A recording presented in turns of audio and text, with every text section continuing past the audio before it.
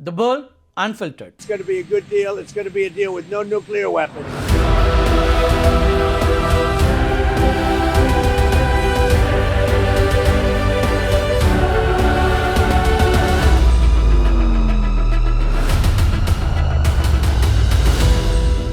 Iran தன்னுடைய செறிவூட்டப்பட்ட யுரேனியத்தை ஒப்படைக்கிறதுக்கு ஒப்புக்கொண்டிருக்கிறது அப்படின்னு ஒரு ஸ்டேட்மெண்ட்டை அமெரிக்க அதிபர் டொனால்ட் ட்ரம்ப் தெரிவிச்சிருக்கிறார். ஆனால் இப்படி நாங்கள் ஒருபோதும் சொல்லவில்லை அப்படிங்கிறது ஈரானுடைய பதிலடியாருக்கு மறுப்பாக இருக்கிறது. ஈரானுடைய செறிவூட்டப்பட்ட யுரேனியம் குறித்து ட்ரம்ப் அப்படி என்ன சொன்னார் அப்படிங்கிற ஒரு கேள்வி உங்களுக்கு கேட்கலாம்.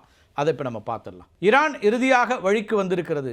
அவர்கள் வசம் இருக்கக்கூடிய அனைத்து செறிவூட்டப்பட்ட யுரேனியத்தையும் சர்வதேச நாடுகள்கிட்ட ஒப்படைக்கிறதுக்கு ஒப்புக்கொண்டிருக்கிறார்கள். இது என்னுடைய வெளியுறவு கொள்கைக்கு கிடைச்ச மிகப்பெரிய வெற்றி அப்படின்னு ஒரு பதிவை போடுறாரு டொனால்ட் ட்ரம்ப். ஈரான் தன்னுடைய நியூக்ளியர் டஸ்ட்டை விரைவில் ஒப்படைத்து விடும் அப்படின்னு செய்தியாளர்கள்ட்டையும் ஒரு கருத்தை தெரிவிக்கிறாரு Donald Trump. Iran does not have a nuclear weapon, and they've agreed to that. Iran's agreed to that, and they've agreed to it very powerfully.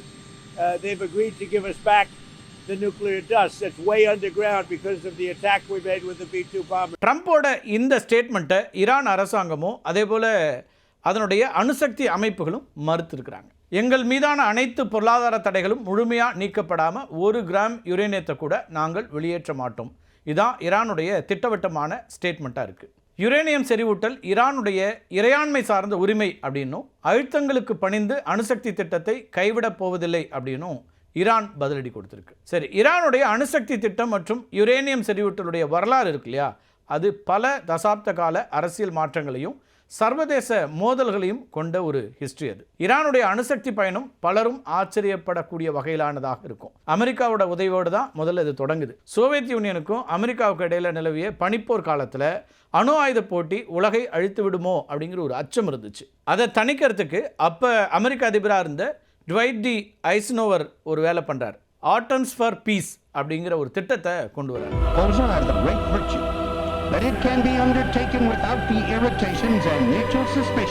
உலக நாடுகள் தங்கள்கிட்ட இருக்கக்கூடிய யுரேனியம் அதே போல் அணுசக்தி பொருட்களை ஒரு பொதுவான அமைப்புக்கிட்ட இன்டர்நேஷ்னல் பூலில் ஒப்படைக்கணும் அப்படிங்கிற ஒரு விஷயத்தை அவர் முன்வைக்கிறாரு. அந்த அணுசக்தியை மின்சாரம் தயாரிக்கிறது, மருத்துவம், விவசாயத்துறைகள் அப்படின்னு பயன்படுத்தணுங்கிறது தான் அவருடைய திட்டம். அணு ஆயுதங்கள் இல்லாத நாடுகளுக்கு அணுமின் நிலையங்களை அமைக்கிறதுக்கு அமெரிக்கா தொழில்நுட்ப உதவியும் எரிபொருளும் வழங்கும் அப்படிங்கிறது தான் ஆட்டம்ஸ் ஃபார் பீஸ் திட்டத்துடைய மிக முக்கியமான அம்சங்கள். இந்த திட்டத்தினுடைய ஒரு பகுதியாக அமெரிக்கா என்ன பண்ணுறாங்கன்னா, ஈரானோட 1957 அணுசக்தி ஒத்துழைப்பு ஒப்பந்தத்தில் கையெழுத்து போடுறாங்க. அதை தொடர்ந்து 10 ஆண்டுகள் கழித்து அமெரிக்கா ஈரானுக்கு ஒரு சிறிய அணு ஆராய்ச்சி உலையையும் அதற்கான எரிபொருளான செறிவூட்டப்பட்ட யுரேனியத்தையும் வழங்குது. அமெரிக்கா வழங்கிய அந்த அணு உலை இன்றைக்கும் டேரானில் இருக்குது. பல ஈரானிய விஞ்ஞானிகளுக்கு அமெரிக்காவில் அணுசக்தி துறையில் பயிற்சியும் கொடுக்குறாங்க. 1970ஆம் ஆண்டில் ஈரான் அணு ஆயுத பரவல் தடை ஒப்பந்தமான NPTயில் கையெழுத்திடுறாங்க. அதுக்கு பிறகு பிரான்ஸ் மற்றும் ஜெர்மனியோட இணைந்து அணுமின் நிலையங்களை அமைக்க திட்டமிடுது. 1979 ஈரானிய புரட்சிக்கு பிறகு ஆயதுல்லா அணுசக்தி திட்டத்தை மேற்கத்திய செல்வாக்கு அப்படின்னு கருதி தற்காலிகமாக நிறுத்தி வைக்கிறார். ஈரான் ஈராக் போரின் போது மின்சார தேவையை உணர்ந்த ஈரான் என்ன பண்ணுறாங்கன்னா, மீண்டும் அணுசக்தி திட்டத்தை தொடங்குறாங்க. ஆனால் பிரான்ஸும் ஜெர்மனியும் தொழில்நுட்ப உதவிகள் செய்கிறத நிறுத்திக்கிறாங்க. மேற்கத்திய நாடுகள் உதவாததுனால சீனா, ரஷ்யா, அது மட்டும் இல்லாமல் பாகிஸ்தானுடைய அணு விஞ்ஞானி AQ கான் இருக்கார் இல்லையா, இவங்க கிட்ட வந்து மறைமுகமாக ஈரானோட விஞ்ஞானிகள் தொழில்நுட்ப உதவிகளையும் பயிற்சிகளையும் பெறுகிறார்கள். ஈரானோட அணுசக்தி திட்டம் ரகசியமாக செயல்பட்டு வருவதை உலகத்திற்கு முதல்ல அம்பலப்படுத்தியதுங்கிறது ஈரானுடைய எதிர்க்கட்சி கூட்டமைப்பான தேசிய தற்காப்பு கவுன்சில் தான். 2002ஆம் ஆண்டில் ஈரானுடைய எதிர்க்கட்சியாக இருந்த தேசிய தற்காப்பு கவுன்சில் கட்சி என்ன பண்ணுறாங்கன்னா, நட்டான்ஸில் ரகசியமாக யுரேனியம் செறிவூட்டல் மையமும் ஆரக்கில் கனநீர் உலையும் இருக்கிறத உலகத்திற்கு அவங்க அம்பலப்படுத்துகிறாங்க. இது சர்வதேச அளவில் பெரும் அதிர்ச்சியை ஏற்படுத்துச்சு. ஏன்னா ஈரான் இதனை சர்வதேச அணுசக்தி முகமையிட சொல்லவே இல்லை, அதை மறைச்சு தான் வச்சுருந்தாங்க. ஒப்பந்தத்தை மீறி செறிவூட்டல் பணியை மேற்கொண்டதுனால ஐக்கிய நாடுகள் சபையும் அமெரிக்காவும் என்ன பண்ணுறாங்கன்னா, ஈரான் மேலே கடுமையான பொருளாதார தடைகளை விதிக்கிறாங்க. இந்த தடைகளை பொருட்படுத்தாமல் ஈரான் தன்னுடைய செறிவூட்டல் அளவை 20% உயர்த்துது. இது மருத்துவ தேவைகளுக்கானது அப்படின்னு சொன்னாலும் அணு ஆயுத தயாரிப்புக்கான முதல் படியாக கருதப்பட்டுச்சு. அமெரிக்காவில் ஒபாமா அதிபராக இருந்த காலத்தில் நீண்ட பேச்சுவார்த்தைக்கு பிறகு ஈரான் தன்னுடைய யுரேனியம் செறிவூட்டலை 3.67% குறைக்கிறதுக்கு சம்மதம் சொல்லுது. இதுக்கு பதிலாக பொருளாதார தடைகளை நீக்கணும் அப்படின்னு கோரிக்கை வைக்கிறது. அமெரிக்காவும் அதுக்கு ஒப்புக்கொள்கிறாங்க. யுரேனியத்தை பொறுத்த வரைக்கும் மின்சாரம் தயாரிக்கிறதுக்கு 3%லேருந்து 5% செறிவூட்டல் போதுமானது. ஆனால் அணு ஆயுதம் தயாரிக்கணும் அப்படின்னா 90% செறிவூட்டல் தேவை.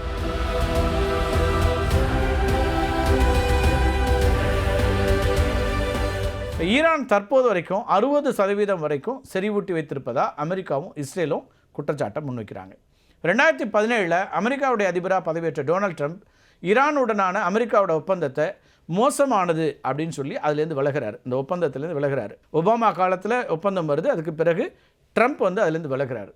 ஈரான் மீது மீண்டும் பொருளாதார தடைகளை விதிக்கிறார். தன்னுடைய முதல் ஆட்சி காலத்தில் அவர் அமெரிக்க அதிபராக பொறுப்பேற்ற முதல் டேர்மில். ஈரானை பொறுத்த வரைக்கும் தற்போது இந்த பொருளாதார தடைகளுக்கு மத்தியில் தான் வாழ்க்கையை நடத்திட்டு இருக்குன்னு சொல்லணும். அந்த அளவுக்கு அவங்களுக்கான பொருளாதார நெருக்கடிகள் இருக்குது. இன்னொரு பக்கம் போர் இருக்குது, சிக்கல்கள் இருக்குது. ஆனாலும் இதுக்கு இடையில தான் அவங்க உறுதியாக அமெரிக்காவுடையும் இஸ்ரேலுடையும் தங்களுடைய மோதலை தொடர்கிறார்கள். இப்போ பேச்சுவார்த்தைக்காக காத்திருக்கிறாங்க. 2வது கட்ட பேச்சுவார்த்தையில் என்ன நடக்கும் அப்படிங்கிறதுக்காக நாமளும் காத்திருக்கிறோம். இன்னொரு பக்கம் இஸ்ரேல் மற்றும் லெபனான் இடையே தற்போது போர் நிறுத்தம் அமலுக்கு வந்திருக்கு.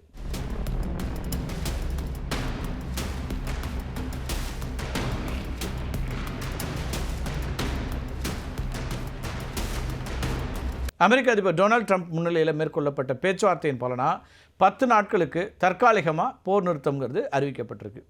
2 நாடுகளும் தங்களுடைய எல்லை தாண்டிய வான்வழி அதேபோல் ஏவுகணை தாக்குதல்களை நிறுத்துறது அப்படின்னு ஒப்புக்கொண்டிருக்கிறாங்க. இந்த ஒப்பந்தம் நேரடியாக இஸ்ரேல் மற்றும் லெபனான் அரசாங்கங்களுக்கு இடையே ஏற்படுத்தப்பட்ட ஒன்று. ஈரான் ஆதரவு ஹிஸ்புல்லா அமைப்பு இந்த தற்காலிக தடையை எச்சரிக்கையோடு கடைபிடிப்பதாக அறிவிச்சிருக்கு.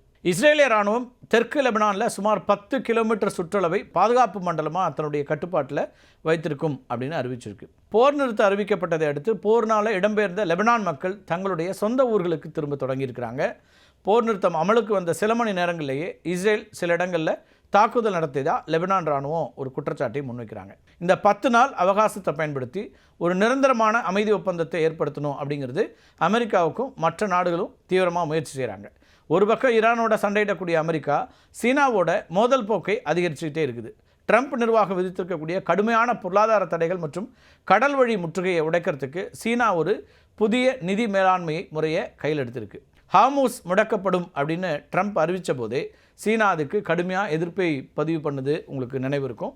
இப்போது சீனா சிஐபிஎஸ், அதாவது cross border interbank payment system அப்படிங்கிற ஒரு பணப்பரிமாற்றத்தின் மூலமாக ஈரான் கிட்டேருந்து அதிக அளவிலான கச்சா எண்ணெயை வாங்குறதா தகவல்கள் தெரிவிக்கின்றன. அதுலேயும் ஹார்முஸ் நீரிணை வழியாக தான் சீன கப்பல்கள் பயணிக்கின்றன அப்படிங்கிறதும் கூடுதல் தகவல்.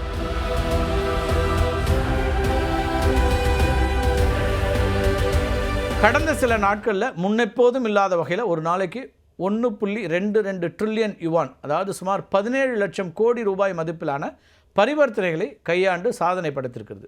இது அமெரிக்காவுடைய ஸ்விஃப்ட் அமைப்புக்கு மாற்றாக சீனா உருவாக்கி வரக்கூடிய ஒரு ரகசிய பரிவர்த்தனை அப்படின்னு சொல்லலாம். இது மட்டும் இல்லாமல் சீனா ஈரான்கிட்டருந்து எண்ணெய் வாங்குவதற்கு சுஷின் அப்படிங்கிற பேரில் ஒரு மறைமுக நிதிமுறையை பயன்படுத்துவதாகவும் சொல்லப்படுது. சீனா வாங்கக்கூடிய எண்ணெய்க்கு பதிலாக பணத்தை நேரடியாக ஈரானுக்கு அனுப்பாமல் அந்த தொகையை சீனாவிலே இருக்கக்கூடிய ஒரு கணக்கில் வைப்பீடு செய்கிறாங்க. அந்த பணத்தை கொண்டு ஈரானில் கட்டுமான பணிகளை செய்யக்கூடிய சீன நிறுவனங்களுக்கு நேரடியாக பணம் கொடுக்கப்படுது. அதாவது இது பணப்பரிமாற்றம் அப்படிங்கிறத விட ஒரு மேம்படுத்தப்பட்ட பண்டமாற்றுன்னு சொல்லலாம், பாற்ற முறை அப்படின்னு சொல்லலாம். இதனால் அமெரிக்காவால் இதை எளிதில் கண்காணிக்கவோ தடுக்கவோ முடியாத ஒரு சூழல். டாலருக்கு பதிலாக யுவான் மூலமாக எண்ணெய் வர்த்தகத்தை முடிக்கிறவங்களுக்கு ஹார்முஸ் நீரிணையில் பாதுகாப்பான பயணத்தை ஈரான் உறுதி செய்திருக்குது. சீனா தன்னுடைய கரன்சியை சர்வதேச அளவில் வலுப்படுத்துறதுக்கும் அமெரிக்காவுடைய டாலர் ஆதிக்கத்தை குறைக்கிறதுக்கும் இந்த சூழலை சரியாக பயன்படுத்திட்டு இருக்காங்க அப்படின்னு தான் அரசியல் பார்வையாளர்கள் பார்க்குறாங்க. அமெரிக்க ட்ரெஷரி செக்ரட்டரி ஸ்காட் பெசன்ட் இன்றைக்கி அளித்திருக்கக்கூடிய பேட்டியில் என்ன சொல்கிறாங்கன்னா, ஈரானுடைய பணப்பரிமாற்றங்களுக்கு உதவக்கூடிய சீன வங்கிகள் மீது 2ஆம் நிலை தடைகள் விதிக்கப்படும் அப்படிங்கிற ஒரு எச்சரிக்கையை கொடுத்துருக்காரு. சீனா தன்னுடைய வங்கிகள் மூலமாக ஈரானுக்கு மறைமுகமாக பணம் அனுப்புவதை நிரூபிச்சதுன்னா அந்த வங்கிகள் சர்வதேச சந்தையில் செயல்பட முடியாது அப்படிங்கிறது தான் ஸ்காட் பெசன்ட்டோட மிரட்டல். இப்போ ஹார்முஸ் நீரிணை அதே போல் ஓமன் வளைகுடா பகுதியில் தற்போது நிலவி வரக்கூடிய மிக கடுமையான சூழலில் அமெரிக்காவுடைய Abraham Lincoln, USS Abraham Lincoln போர்க்கப்பல் இருக்கு இல்லையா, அந்த போர்க்கப்பலில் பணியாற்றக்கூடிய வீரர்கள் எதிர்கொள்ளக்கூடிய சவால்கள் குறித்தும் பல தகவல்கள் இப்போ வரக்கூடியதாக பார்க்குறோம். சுமார் 10,000க்கும் மேற்பட்ட அமெரிக்க வீரர்கள் இந்த முற்றுகை பணியில் ஈடுபட்டிருக்காங்க. ஹார்முஸ் நீரிணை வழியாக செல்லக்கூடிய ஒவ்வொரு கப்பலையும் இடைமறித்து சோதனை செஞ்சு அதுக்கு பிறகு திருப்பி அனுப்பக்கூடிய பணிங்கிறது 24 மணி நேரமும் இடைவிடாது நடக்கிறதுனால வீரர்களுக்கு போதுமான ஓய்வு கிடைக்கிறதில்ல. ஹை அலர்ட் நிலையில் இருக்கிறதுனால வீரர்கள் எப்போதுமே போருக்கு தயாராக இருக்க வேண்டிய ஒரு கட்டாயத்தில் இருக்கிறாங்க. ஈரானிய கடற்படை அதேபோல் புரட்சிகர பாதுகாப்பு படை IRGC இருக்கு இல்லையா, இந்த ரெண்டும் தொடர்ந்து ஆப்ரஹாம் லிங்கன் கப்பலை கண்காணிச்சிட்டு இருக்காங்க.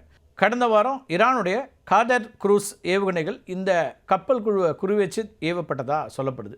இதனால் எந்த நிமிடம் தாக்குதல் நடக்குமோ அப்படிங்கிற உயிருக்கு ஆபத்தான பதற்றத்திலேயே வீரர்கள் அல்லல் படுறாங்க அப்படின்னு வரக்கூடிய செய்திகளை பார்க்குறோம்.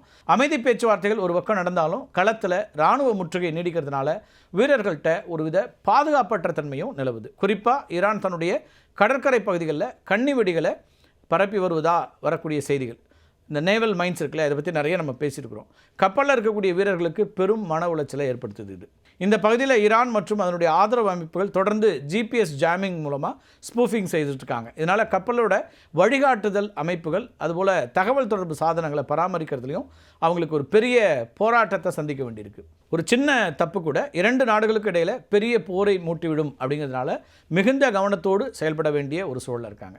இந்த பகுதியுடைய அதீத வெப்பம் அதேபோல் ஈரப்பதம் வீரர்களுடைய உடல்நிலையம் பாதிக்கக்கூடியதாக இருக்குது. ஜனவரியிலேருந்து இந்த பகுதியில் நிலைநிறுத்தப்பட்டிருக்கக்கூடிய பல வீரர்களுக்கு தற்போதைய பதற்றமான சூழலால் விடுமுறை ரத்து செய்யப்பட்டு பணிக்காலம் நீட்டிக்கப்பட்டிருக்கு. ஒரு பக்கம் சீனா போன்ற நாடுகள் ரகசியமாக ஈரானுக்கு உதவிட்டு இருக்கக்கூடிய சூழலில், இன்னொரு பக்கம் அமெரிக்க வீரர்கள் எந்த நேரமும் வெடிக்க காத்திருக்கக்கூடிய எரிமலையின் நுனியில் நிற்பது போன்ற ஒரு சூழலில் தான் பணி செய்துட்ருக்காங்க. மீண்டும் ஒரு காணொலியை சந்திக்கலாம் நண்பர்களே. நன்றி, வணக்கம்.